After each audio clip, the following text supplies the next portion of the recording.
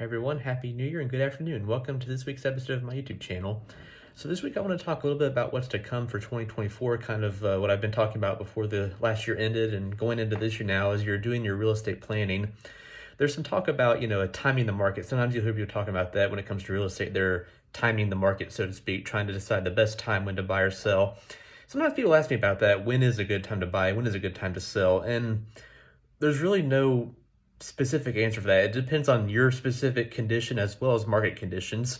Um, my best advice is it's kind of just up to you personally when is the best time to buy or sell. But I always say that it sooner is better than later, because the sooner you can get into a house, the sooner you can get that real estate, the sooner you can start building up that equity and that great investment, the better. But of course, you have to look at different things in your circumstance and talk to a lender, talk to an advisor, talk to folks on the money side of things to decide when is a good time for you. But as far as when, in terms of real estate, sooner is better than later. So when you're looking at this, you're trying to talk about timing the market, so to speak. There's pros and cons to waiting or acting now, depending on if you actually can financially. If you try to wait for it to become more of a buyer's market, so to speak, you'll have more competition on the market then, because you'll have more buyers out there trying to compete with you for the listings, because unfortunately listings are still very limited right now. There's not enough supply to keep up with demand. So if you do wait for more friendly terms for a buyer, so to speak, you'll have more competition for a house when it pops up on the market. And you might end up then having to make more concessions, maybe a higher asking price, a higher offer price.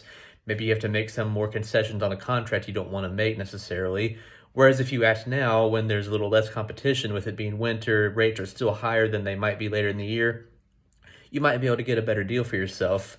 When you look at the whole picture, it's best to talk to an agent and a lender, folks in the business, and ask them what they think about what you would end up paying now versus waiting, things of that nature. Plus, prices are always going to be going up in real estate. Aside from that crash 15 years ago, you always see prices going up on real estate over time. That's why it's always good to act sooner so you can get in on that yourself and build up that equity for future real estate purchases. And you can always, of course, refinance down the road once rates adjust, things of that nature. There's always obviously no guarantee of that, but rates have always gone up and down over the course of time.